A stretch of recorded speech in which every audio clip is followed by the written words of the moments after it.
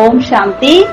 இன்றைய அவ்யக்த சமிக்ஞை, சகஜ யோகி ஆக வேண்டும் என்றால் பரமாத்ம அன்பின் அனுபவி ஆகுங்கள். தந்தைக்கு குழந்தைகள் மீது அவ்வளவு அன்பு உள்ளது. ஆகையினால் அமிர்த வேளையில் இருந்தே குழந்தைகளுக்கு பாலனை செய்கின்றார். ஒரு நாளின் துவக்கமே எவ்வளவு சிரேஷ்டமானதாக ஆகிவிடுகின்றது. சுயம் பகவான் சந்திப்பை கொண்டாடுவதற்காக அழைக்கின்றார், உரையாடல் செய்கின்றார், சக்திகளை நிறைக்கின்றார். தன்னுடைய அன்பின் பாடல் உங்களை துயிலிட செய்கின்றது.